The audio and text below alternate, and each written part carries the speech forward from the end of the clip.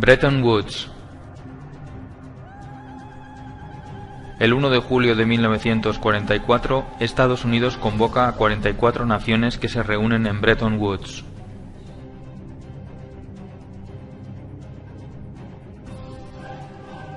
Se piensa que para llegar a la paz y a la prosperidad hay que implantar una política librecambista. En Bretton Woods se crean dos organismos clave en la economía actual: el Banco Mundial y el Fondo Monetario Internacional.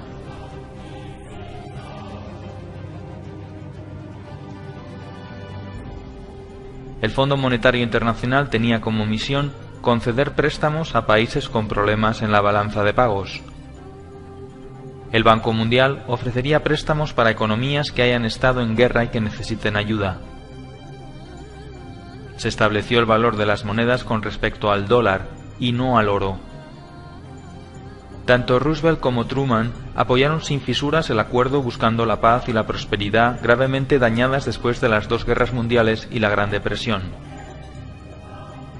Rusia se opuso al tratado, al igual que la Asociación Norteamericana de Banqueros, los economistas Taylor Petty y John Francis Neyland y el banquero Latimer Gray. Todos ellos vaticinaron que si el Fondo Monetario Internacional se establecía en países con problemas económicos, éste terminaría teniendo un poder absoluto sobre las soberanías nacionales.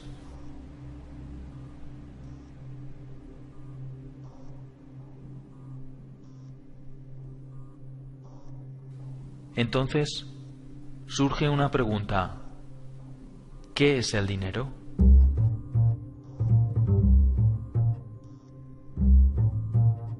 La mayoría de la población no sabe lo que es el dinero ni cómo funciona. De esa forma pueden ser engañados, manipulados y controlados fácilmente por los bancos y por los gobiernos. Antiguamente, el dinero era algo físico. Se utilizaba como forma de intercambio. Cualquier cosa podía ser dinero: una pluma, sal, conchas marinas, semillas de cacao, arroz, ámbar, especias, cobre o también los metales preciosos. Con el tiempo aparecieron las primeras monedas y luego billetes cuyo valor se referenciaba con el oro o con la plata. Como el oro era muy engorroso de transportar, se empezó a guardar en bancos y estos emitieron pagarés que valían lo mismo que el valor depositado en oro. Pronto los banqueros se dieron cuenta de una cosa: si un banco emite mucho más pagarés que el oro que tiene depositado, nadie se dará cuenta y le hará mucho más rico. Este sistema se conoce como sistema de reserva fraccional. El banco solo tiene que tener una parte del dinero. Como hemos visto en Bretton Woods, hubo un cambio importante en el concepto de dinero. El valor del dinero ya no dependía de los depósitos de oro. Se podía crear dinero de la nada. Solamente el 5% del dinero del mundo existe en forma tangible como billetes y monedas. El resto del dinero son solo unos y ceros en un ordenador.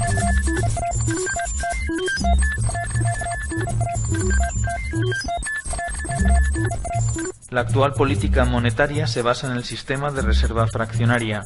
Este sistema consiste en que un banco tiene derecho a prestar el dinero de sus clientes al mismo tiempo que tiene la obligación de devolvérselo cuando lo reclamen.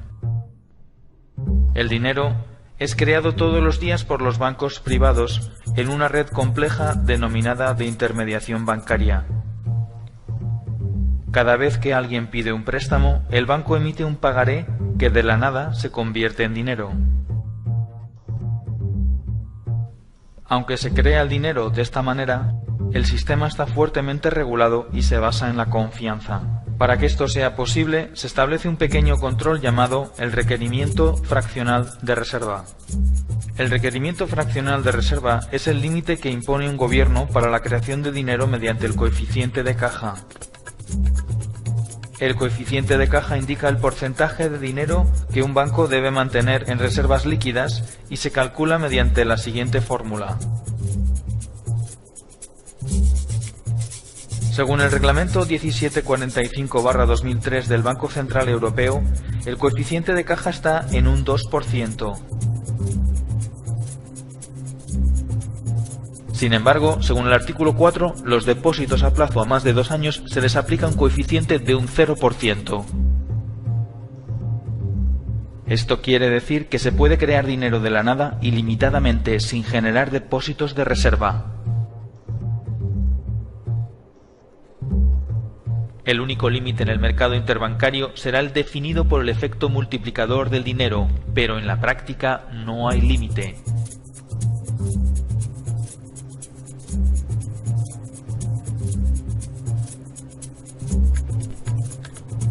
El efecto multiplicador define que por cada 1000 euros se pueden crear de la nada 50.000 euros más. Es decir, por cada dólar o euro depositado se podían crear otros 50 más de la nada. Esto viene a ser un índice de la relación entre la economía real y la economía ficticia. En la práctica, el dinero lo crean los bancos privados cada vez que alguien solicita un préstamo. Es el prestatario el que aporta algo real, como por ejemplo su casa. Cuando un banco no puede pagar, se le rescata con el dinero de los ciudadanos. Cuando un ciudadano no puede pagar, se le echa a la calle con un desahucio legal y el banco se queda con la casa. Cuando los bancos no tienen dinero porque han agotado al límite su efecto multiplicador o bien porque su nivel de impago es muy superior, acuden a financiarse al Banco Central Europeo. El Banco Central Europeo es quien realmente hace la verdadera magia. Puede crear dinero de la nada y ponerlo a muy bajo interés y dárselo a los bancos. Ese dinero luego lo utilizan los bancos para especular, comprar bonos que el propio Estado tiene que devolver con mayor interés y prestarlo a intereses mucho mayores del 1%, generándoles unas plusvalías inmediatas por no hacer nada. De esta forma surge una pregunta ineludible. Si el dinero se crea de la nada solo en base a la deuda, ¿por qué los gobiernos no crean dinero y lo prestan directamente a las pymes y a las familias y así activar la economía?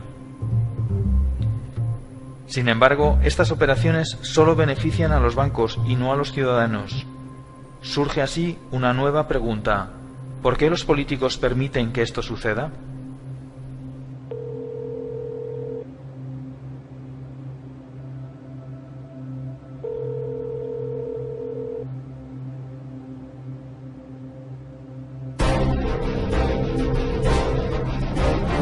Teoría de las puertas giratorias. Los políticos gastan el dinero público en proyectos, endeudándose, pidiendo dinero a bancos que crean el dinero de la nada, pero que cobran intereses haciéndoles un favor.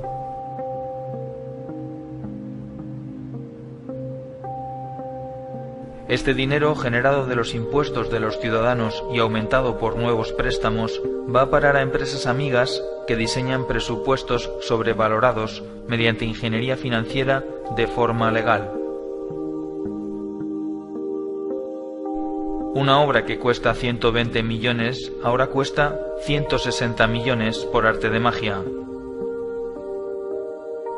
Los proyectos suelen ser obras públicas de gran calado y se vende la idea de que este tipo de proyectos mejoran la economía del país y son buenos para la gente.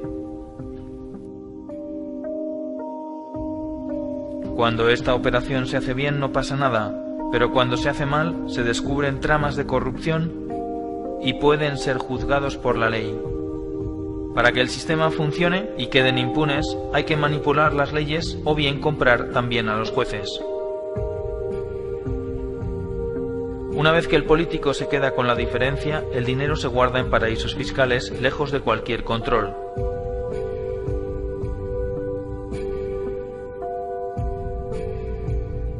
Las cantidades son tan grandes que incluso vale la pena pasar unos años en la cárcel.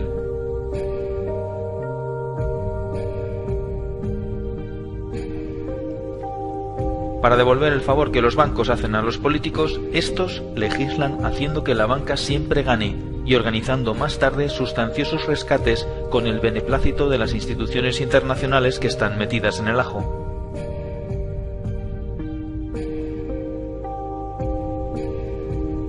A veces es un banco, otras veces es una multinacional.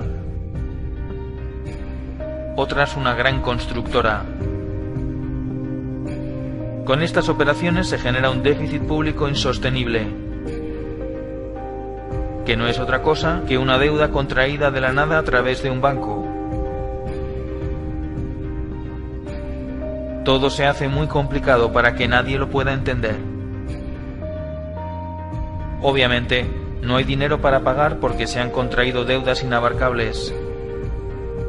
Se vende la idea de que hemos vivido por encima de nuestras posibilidades. Como solución, se acude entonces a un rescate. El Fondo Monetario Internacional rescata al país priorizando el pago de la deuda e incluso cambiando la Constitución. Pero para aprobar el nuevo préstamo, que también se crea de la nada, se exige al país que aplique unas medidas que garanticen el pago de la deuda. Las medidas van destinadas a esclavizar a la clase media mediante la bajada de salarios y el cese de los derechos adquiridos. Se privatizan los activos del gobierno y estos pasan a manos privadas, a precio de chollo. Una vez que los políticos acaban su mandato, se incorporan como consultores a alguna de las empresas o bancos a los que han hecho un favor. Muchos de los altos directivos de empresas como Goldman Sachs, Lehman Brothers, JP Morgan, Morgan Stanley y los grupos energéticos terminan trabajando en los diferentes gobiernos y viceversa, confirmando una vez más la teoría de las puertas giratorias.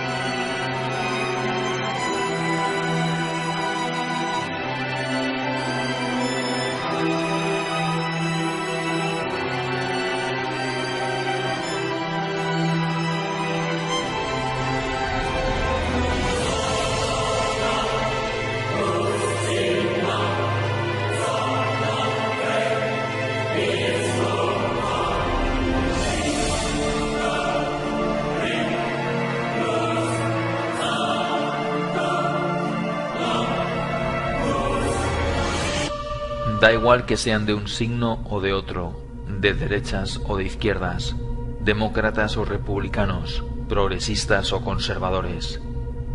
La realidad económica nos señala que los políticos, en lugar de prestar sus servicios a la ciudadanía al 99%, la prestan al 1%.